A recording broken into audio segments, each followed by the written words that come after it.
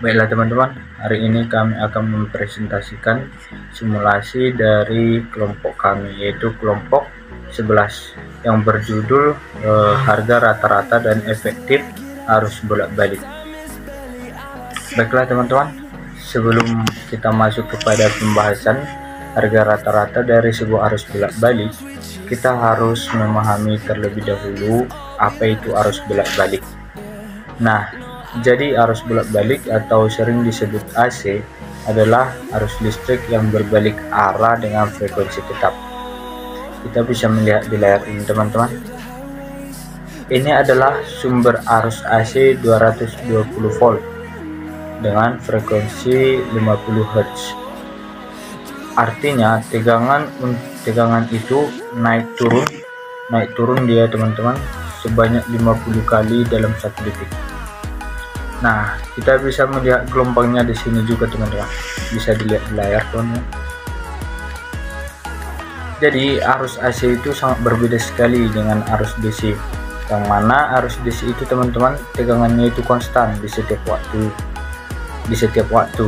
Kita bisa juga melihatnya di sini teman-teman. Nah, dia di sini teman-teman. Ini adalah sumber arus DC dengan tegangan 220 volt. Dan kita juga bisa melihat grafiknya di sini teman-teman dengan mengklik di sini. Nah, grafiknya itu bisa kita lihat bahwa dia tetap lurus teman-teman. Dia membentuk garis linear yang artinya itu dia tetap 12 volt maupun di 1 detik 0,00001 detik dia tetaplah konstan, dia 12 volt di setiap waktunya gitu deh teman. Itulah perbedaan sekilas tentang arus AC dengan DC teman-teman. Nah, kita masuk kepada topik yang kita bahas ini adalah harga rata-rata arus bolak-balik. Jadi harga rata-rata arus bolak-balik itu didefinisikan setara dengan besarnya arus rata yang dalam selang waktu sama memindahkan sejumlah muatan yang sama besarnya. Mungkin teman-teman agak sulit memahaminya, yaitu supaya lebih mudah kita bayangkan dulu gelombang tersebut adalah gelombang yang di layar itu adalah sebuah gelombang yang bentukan pasir. Nah, untuk menghitung tinggi rata-rata dari pasir itu kita harus meratakan dulu pasirnya itu sampai datar di teman-teman dengan jaraknya yang tadi itu. Jarak di sumbu X nya itu adalah sama, tapi kita merata-ratakan tadi di sumbu Y nya teman-teman. Kita harus meratakan dulu itu untuk mendapatkan harga rata-ratanya, arus rata-rata maupun tegangan rata-ratanya teman-teman. Sekarang kan itu samalah halnya dengan menghitung tinggi rata-rata pasir, itu sama halnya dengan menghitung harga rata-rata dari arus bolak-balik teman-teman.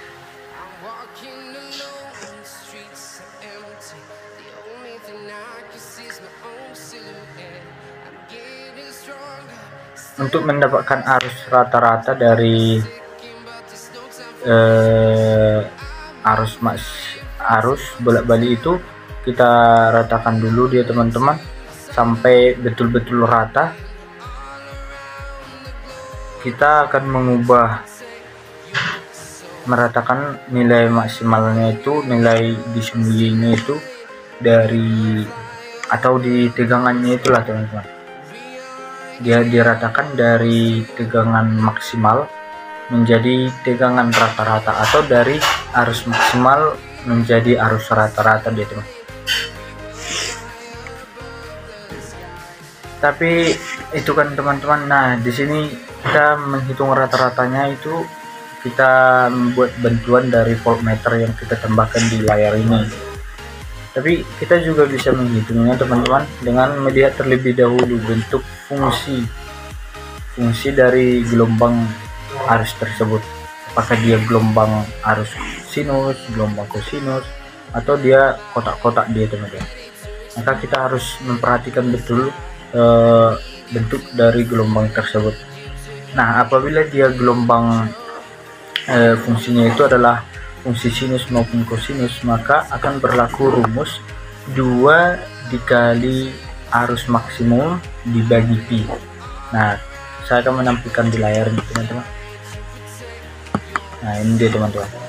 Nah, untuk bentuk gelombang yang lain, kita harus mengintegrasikan seperti halnya yang sudah kami paparkan di makalah yang kami telah buat sebelumnya. Untuk mempresentasikan berikutnya, kami akan menjelaskannya oleh saudara Takwa. Baiklah, saya akan melanjutkan presentasi kami, yaitu harga efektif arus bolak-balik. Kita telah mengetahui bahwa arus bolak-balik itu berupa fungsi sinusoida untuk seluruh siklus sama dengan 0. Sehingga bagaimana besarnya bolak-balik sinusoida akan menyuplai data.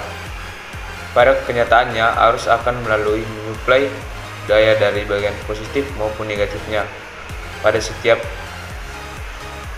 saat, sehingga daya total akan sama dengan 2 kalinya, yakni jumlah daya dari positif, yaitu di sini, teman-teman, dan daya sisi negatifnya di sini, teman-teman.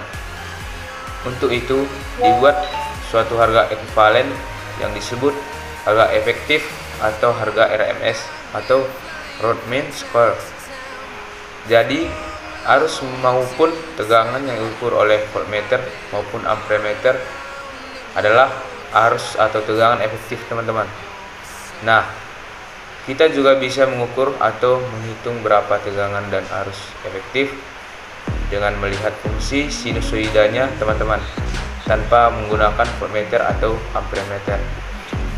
Dengan menggunakan rumus tegangan efektif sama dengan tegangan maksimum dibagi akar 2, dan juga sama halnya dengan tegangan efektif, arus efektif juga didapatkan dengan cara yang sama, yaitu arus efektif sama dengan arus maksimum dibagi akar 2.